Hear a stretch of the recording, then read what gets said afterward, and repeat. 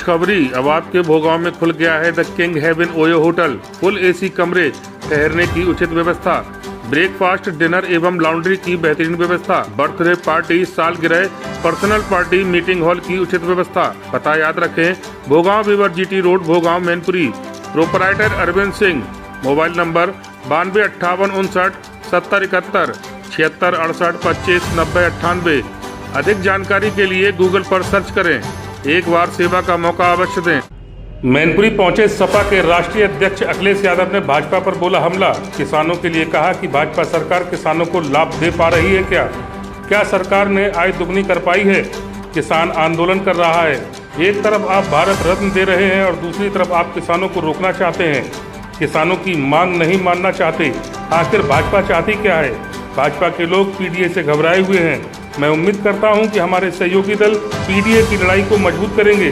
स्वामी प्रसाद मौर्य के इस्तीफे पर बोले, कहा कि इस पर विचार किया जाएगा। 2024 लोकसभा चुनाव पर कहा कि भाजपा तो ये कहेगी कि सपा एक भी सीट नहीं निकाल पाएगी। इस दौरान और क्या कुछ बोले सपा के राष्ट्रीय अध्यक्ष अखिलेश यादव, देखें ये खास रिपोर्ट। समाजवादी पार्टी के स्वामी प्रसाद मौर्य जी उन्होंने अपने पद से इस्तीफा दिया है और उन्होंने कहा है कि जो मैं बयान देता हूं उसको पार्टी मुझे बयान बता देती है और जबकि और लोग बयान देते हैं वो पार्टी का बयान। ये इस संबंध में मैं प्रेस को कह चुका हूं, ये पार्टी के अपने अंदर की बात है और इसके समाधान भी निकाल लेंगे। पल्लवी पाटिल नाराज दिख रही है। इस समय है नाराजगी का और इस समय है नाराज होने का भी। किसानों ने देखिए, जो किसान का सवाल है, ये भारतीय जनता पार्टी जो ये हर बार कहती कि 5 दुनिया की जो बड़ी अर्थव्यवस्था है वहां तक भारत पहुंच गया है, कि भारत 5वीं अर्थव्यवस्था बन गया है। अगर भारत 5वीं अर्थव्यवस्था बना है, इसको 2 नंबर पे लाने के लिए किसान मदद कर सकता है। किसान यही मांग कर रहा है कि कानूनी अधिकार मिले उसको और उसकी MSP के लिए कानून बने। इस सरकार को क्या समस्या है? जो सरकार ये कहती है कि हम दुनिया में अपनी 5वीं अर्थव्यवस्था पे पहुंच गए हैं, यही अर्थव्यवस्था 2 पर 1 पर पहुंच सकती है अगर किसानों को MSP मिल जाए, उनकी आय दोगुनी का कार्यक्रम बन जाए, जो भारतीय जनता पार्टी ने अभी तक बनाया हो। ये वही भारतीय जनता पार्टी है जिसने अभी कुछ दिन पहले स्वामीनाथन जी को भारत रत्न दिया, इस देश के बड़े किसान नेता चौधरी सिंह जी को भारत रत्न दिया। अगर आप किसान के नाम पर 2 लोगों को भारत रत्न दे रहे हैं तो आपको MSP के लिए कानून बनाने में क्या दिक्कत है? ये भारतीय जनता पार्टी बड़े लोगों के लिए काम करती है, 10% के लिए सब कुछ, और जो 90% की आबादी उसके लिए कुछ नहीं। यही भारतीय जनता पार्टी का काम करने का तरीका है। नेताजी हमेशा कहते थे कि जितना पाकिस्तान से खतरा नहीं है उससे ज्यादा चीन से खतरा है। तुम्हें कौन सा देश याद आ गया? यहाँ किसान आंदोलन कर रहा है, किसान पर आंसू गैस के गोले चल रहे हैं, किसान को डराया धमकाया जा रहा है। ये किसान को कानूनी MSP मिले, उसके लिए कानून बने। यहाँ जितने किसान हैं और आप में से सब लोग ये महसूस कर सकते हैं कि किसान की आय बढ़ेगी तो हमारी अर्थव्यवस्था और बढ़ेगी आगे। अगर 5वें नंबर से दूसरे नंबर 1 नंबर पे लाना चाहते हैं तो सरकार को किसान की आय दोगुनी कर दें, अपने आप 2 नंबर और 1 नंबर पे अर्थव्यवस्था भारत की पहुंच जाएगी। भैया, आपने अपना प्रत्याशी घोषित कर दिया है यहाँ से, डिम्पल यादव जी, भाजपा अभी तक नहीं कर पाई है, क्या समझा जाए? देखिए, भाजपा तिगड़मबाज पार्टी है। भाजपा दूसरों को धोखा देने वाली पार्टी है। भाजपा से कोई ईमानदारी की उम्मीद मत करना। अगर आप भारतीय जनता पार्टी से ईमानदारी की उम्मीद करते हो तो अपने आप को आप धोखा दे रहे हो, इसलिए अपने आप को धोखा मत दीजिए। भारतीय जनता पार्टी से आप कोई उम्मीद नहीं कर सकते। वो केवल प्रतीकों के नाम पर वोट मांगती है।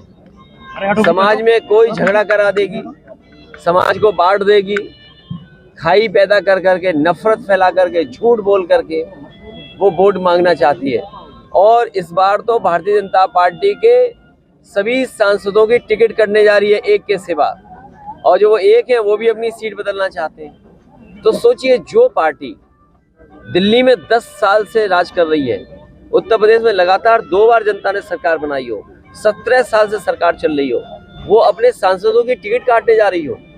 इनके मंत्री, इनके विधायक जमीन कब्जा के अलावा कोई काम नहीं कर रहे हैं। किसी भी मंत्री के बारे में आप जानकारी कर लें, वो जो कीमती जमीन होगी उसको कब्जा कर रहे होंगे, या कब्जा कराने में वहां कहीं ना कहीं रास्ता निकाल रहे होंगे, अधिकारियों पे दबाव बना रहे होंगे। अगर ये बात सही नहीं है तो आप बताओ। मैं हमने तो सदन में कहा कि अगर ये चाहते हैं और ईमानदार बनते हैं तो सार्वजनिक क्यों नहीं करते रजिस्ट्रियाँ? आप रजिस्ट्रियाँ सार्वजनिक करिए, अयोध्या की कर दो, गोरखपुर की कर दो, लखनऊ की कर दो, मैनपुरी की कर दो, इटावा की कर दो, आगरा की कर दो, तो आपको पता लग जाएगा कौन सबसे बड़ा भूमाफिया है। भारतीय जनता पार्टी से बड़ा भूमाफिया कोई नहीं है। भाजपा कह रही है कि एक भी सीट नहीं जीतेगी, जबकि मैनपुरी भी हारा है। ये तो अच्छी बात कह रहे हैं। मैंने तो सुना है कि यहाँ नाम जाने कहाँ से आ रहे हैं। आप ही में से कोई छापता है नाम कि कोई ये आ रहा है, कोई वो आ रहा है, कोई ये गणित बैठाया जा रहा है, कोई ये मैथ लगाया जा रहा है, कभी ट्रिग्नोमेट्री करते हैं, कभी ज्योमेट्री करते हैं, कभी ड्राइंग करते हैं। तो ये तो करेंगे ना बीजेपी के लोग। लेकिन ये बताओ, आय दोगुनी के लिए क्या इन्होंने रास्ता निकाला है? और पूरे देश का किसान दुखी बैठा है। आप किसान के लिए क्या कर रहे हैं? और फिर किसान को अगर मुनाफा मिले तो बात ठीक है। आपका लहसुन क्या हिसाब बिक रहा है? किसान को अगर मुनाफा मिले तो हमें कोई शिकायत नहीं है। सरसों का तेल क्या हिसाब है? और सब चीजें भूल जाओ। नमक का क्या हाल है बताओ? 2017 में नमक की कीमत क्या थी? 2017 में या 2014 में डीजल की कीमत क्या थी? पेट्रोल की कीमत क्या थी? जो लोग नमक में भी मुनाफा कमा सकते हैं वो आपके भविष्य को बर्बाद कर रहे हैं।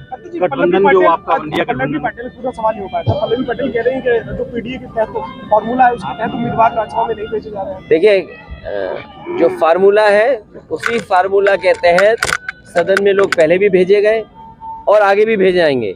आप मुझे बताइए, जब पिछली बार हमने सदन में भेजा था तो क्या पीडीए नहीं भेजा था? और अभी पूरी गिनती जब हो जाएगी और आने वाले समय में भी हो जाएगी तो हिसाब किताब लगा ले कोई। ये हिसाब किताब वो नहीं मांग रहे हैं, कोई और मांग रहा है। और मैं तो यही कहूँगा, किसी को अपने खुद को धोखा नहीं देना चाहिए। इंडिया गठबंधन में मतभेद दिख रहे हैं। कहाँ दिख रहे हैं मतभेद? कोई अलग जा रहा है, कोई अलग जा रहा है, सीटों को बंटवाने अगर तुम्हें लग रहा हो कोई अलग जा रहा हो, कोई इधर जा रहा हो, उधर, नाम बताओ ना कौन इधर उधर जा रहा है। आपके करीबी रहे तो उन्हें देखिए, आप गिनती देखिए, 7 बड़ा के 2 बड़ा। अगर किसी को 2 बड़ा लग रहा है, 7 बड़ा नहीं, तो मैं उसके लिए क्या कर सकता हूँ? बंगाल में ममता बनर्जी, भाई ये बताइए, 2 संख्या बड़ी है कि 7? अगर किसी को गणित में 2 बड़ा दिख रहा है तो मैं क्या कर सकता हूँ उसके लिए? भैया आपके पार्टी करीबी और समाजवादी पार्टी ने कभी प्रत्याशी नहीं दिए, प्रत्याशी मांगे गए। और जिन प्रत्याशियों को मांगा गया है, आप पता उनसे मांगा गया या नहीं मांगा गया? आपके तो जर्नलिस्ट हैं, आपके साथी हर जगह हैं। बताइए कि उस दल ने उन्हीं व्यक्तियों को मांगा था, नाम की नहीं मांगा था।